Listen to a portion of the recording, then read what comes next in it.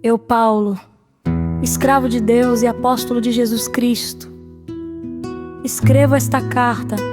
Fui enviado para fortalecer a fé daqueles que Deus escolheu e para ensinar-lhes a verdade que mostra como viver uma vida de devoção. Essa verdade lhes dá a esperança da vida eterna, que Deus, aquele que não mente, prometeu antes dos tempos eternos. E agora, no devido tempo, Ele revelou essa mensagem que anunciamos a todos por ordem de Deus, nosso Salvador. Fui encarregado de realizar esse trabalho em favor dele. Escrevo a Tito, meu verdadeiro filho na fé que compartilhamos. Que Deus, o Pai e Cristo Jesus, nosso Salvador, lhe deem graça e paz.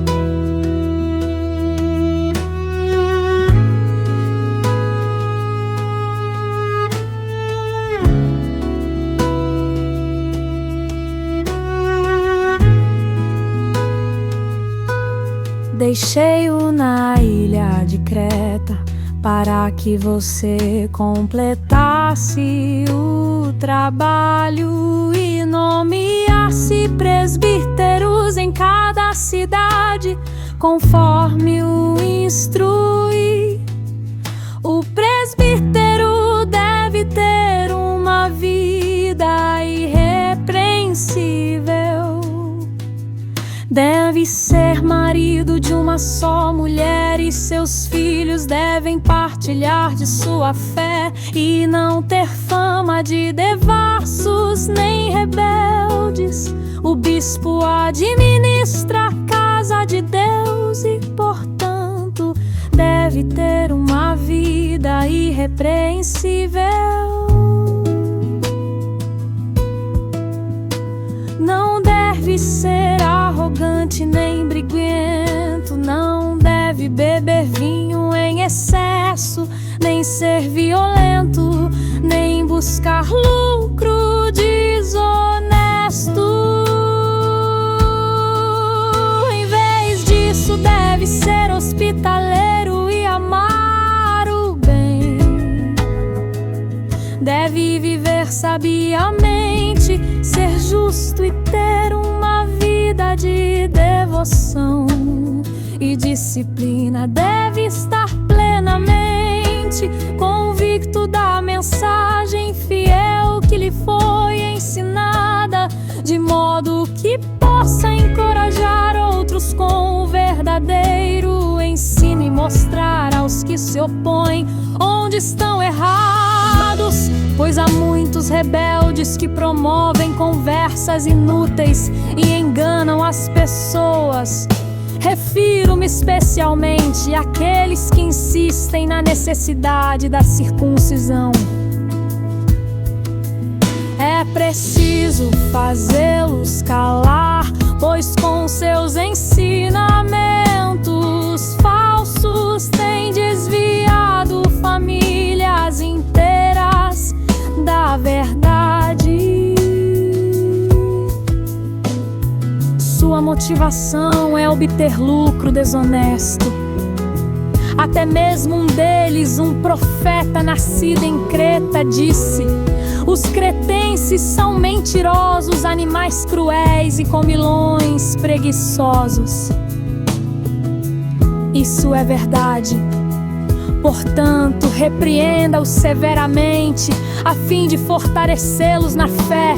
É preciso que deixem de dar ouvidos a mitos judaicos e às ordens daqueles que se desviaram da verdade.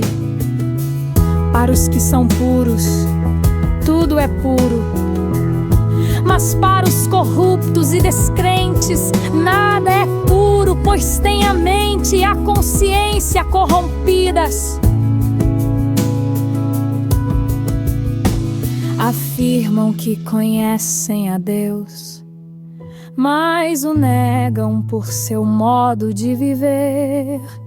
São detestáveis e desobedientes e não servem para fazer nada de bom.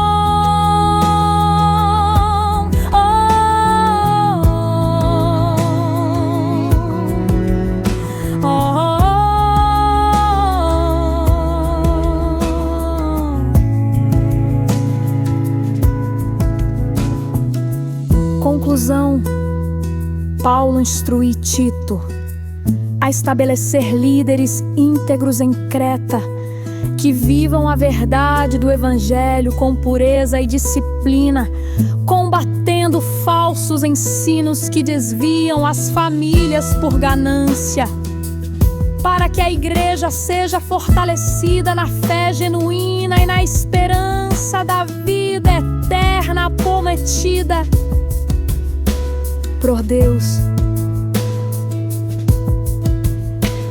Louvor, ó Senhor, nosso Salvador, fiel que não mente, louvamos-te pela esperança da vida eterna que revelaste em Cristo Jesus.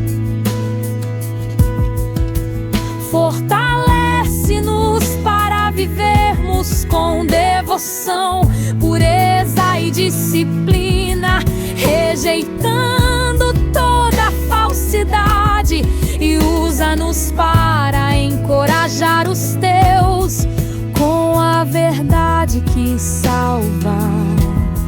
Graça e paz sejam multiplicadas em ti. Amém.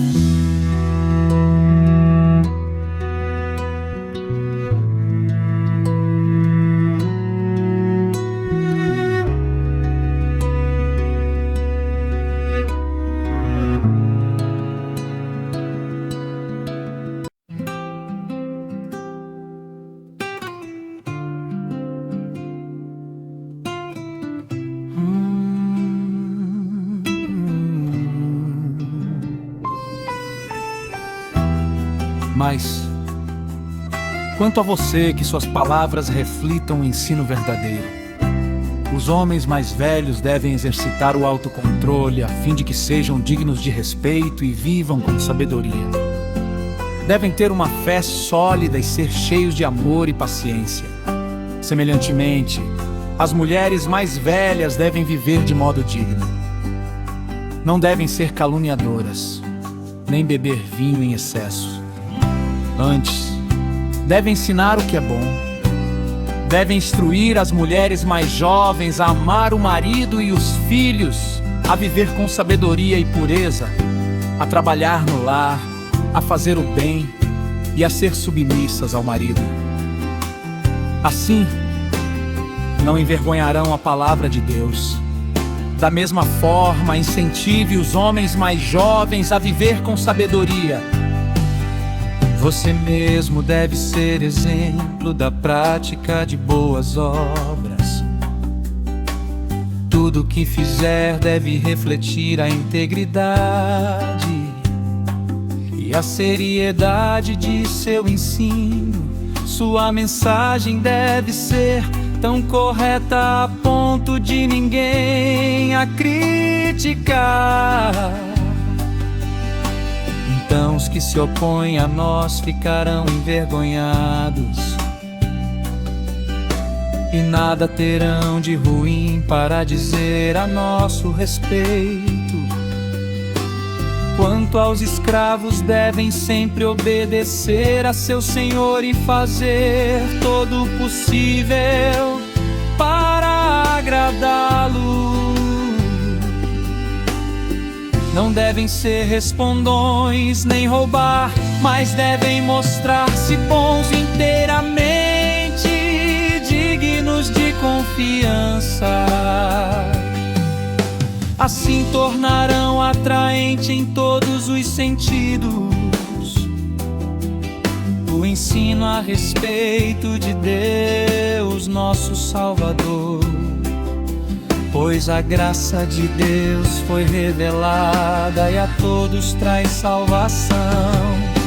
Somos instruídos a abandonar o estilo de vida ímpio e os prazeres pecaminosos neste mundo perverso. Devemos viver com sabedoria, justiça e devoção, enquanto aguardamos esperançosamente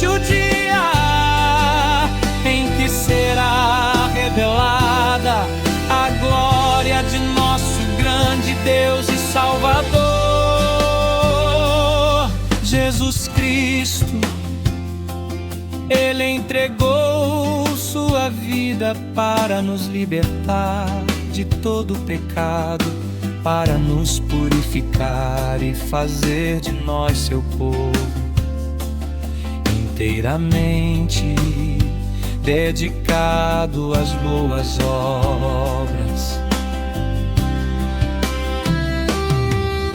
Ensine essas coisas e encoraje os irmãos a praticá-las. Corrija-os com autoridade, não deixe que ignorem o que você diz.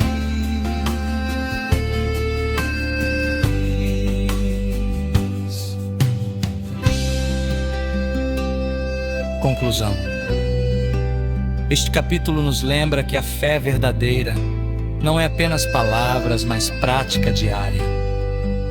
Cada grupo, homens, mulheres, jovens e servos, é chamado a viver com dignidade, amor e sabedoria, refletindo Cristo em suas atitudes.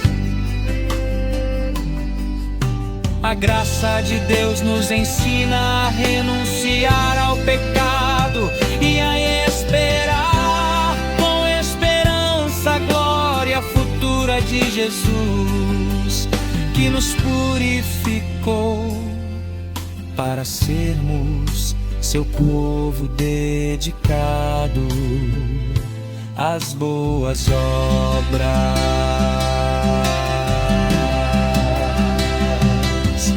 A graça de Deus nos alcançou, trouxe salvação e nos libertou, chamados a viver em santidade, com fé, amor e fidelidade.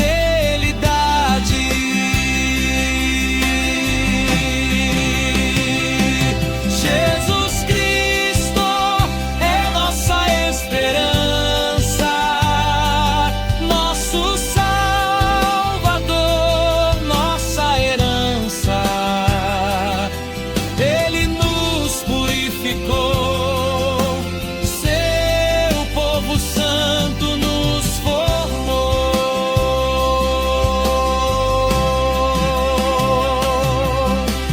Homens e mulheres em devoção, vivendo com sabedoria e coração. Boas obras brilham em nossas mãos, testemunho vive em todas as nações.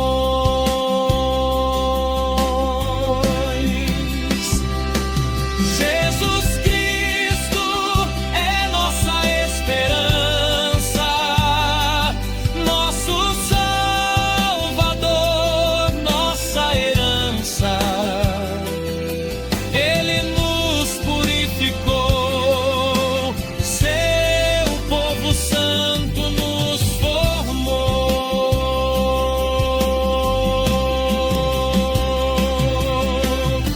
Esperamos o dia glorioso, quando veremos o Rei vitorioso. Jesus, nosso Salvador, reinará em poder e amor.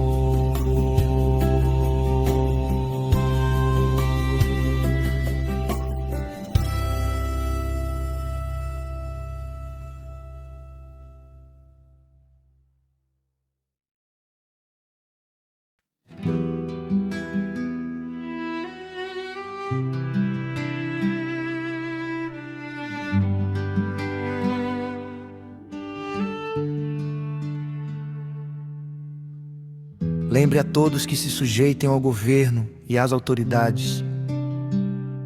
Devem ser obedientes e sempre prontos a fazer o que é bom. Não devem caluniar ninguém, mas evitar brigas. Que sejam amáveis e mostrem a todos verdadeira humildade. Em outros tempos, também éramos insensatos e desobedientes, Vivíamos no engano e nos tornamos escravos de muitas paixões e prazeres. Éramos cheios de maldade e inveja e odiávamos uns aos outros. Mas quando Deus, nosso Salvador, revelou sua bondade e seu amor, Ele nos salvou não porque tivéssemos feito algo justo, mas por causa de sua misericórdia. Ele nos lavou para remover nossos pecados, nos fez nascer de novo e nos deu nova vida por meio do Espírito Santo. Generosamente derramou o Espírito sobre nós por meio de Jesus Cristo, nosso Salvador. Por causa de sua graça, nos declarou justos e nos deu a esperança de que herdaremos a vida eterna. Essa é uma afirmação digna de confiança, e quero que você insista nesses ensinamentos, para que todos os que creem em Deus se dediquem a fazer o bem. São ensinamentos bons e benéficos para todos. Não se envolva em discussões tolas sobre genealogias intermináveis, nem em disputas e brigas sobre a obediência às leis judaicas. Essas coisas são inúteis e perda de tempo. Se alguém tem causado divisões entre vocês, advirta uma primeira e uma segunda vez. Depois disso, não se relacione mais com ele. Tais indivíduos se desviaram da verdade e condenaram a si mesmos com seus pecados. Planejo enviar-lhe Ártemas ou Tíquico. Assim que um deles chegar, procure ir ao meu encontro em Nicópolis, pois decidi passar o inverno ali. Faça todo o possível para ajudar Zenas, o advogado, e Apolo na viagem deles. Providencie que tenham tudo de que precisam. Nosso povo deve aprender a fazer o bem ao suprir as necessidades urgentes de outros. Assim, ninguém será improdutivo. Todos aqui mandam lembranças. Por favor, envie minhas saudações a todos que nos amam na fé. Que a graça de Deus esteja com todos vocês.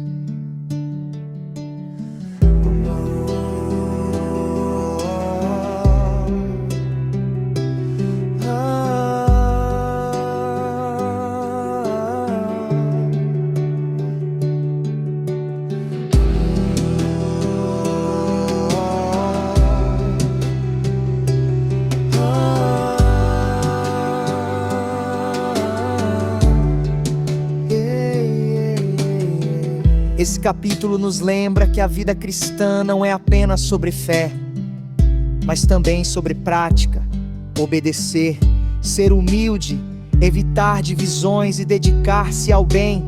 Paulo destaca que não fomos salvos por nossas obras, mas pela misericórdia de Deus, que nos deu nova vida em Cristo. A resposta a essa graça é viver em amor, unidade e serviço, sendo produtivos no bem e testemunhando a transformação que o Espírito Santo realiza em nós. Título: Graça que me salvou. Eu era perdido, escravo do pecado, vivendo no engano, coração fechado.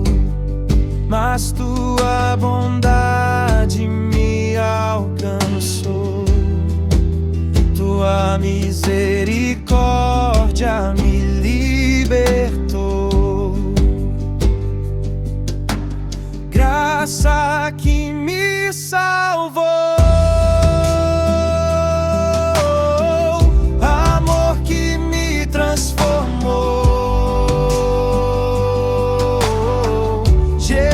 Meu Salvador,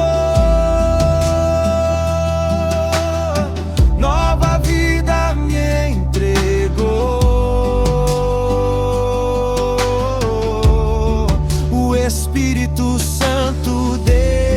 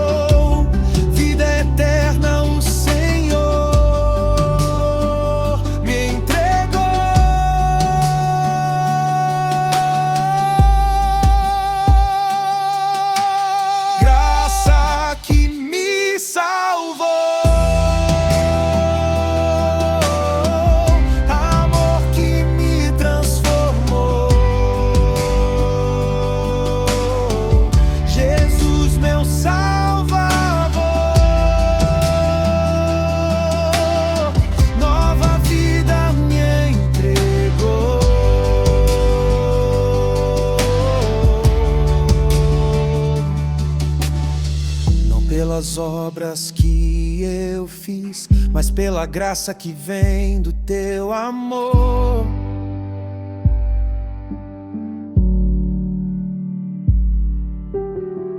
Viverei para sempre em ti, dedicado ao bem, ao Senhor.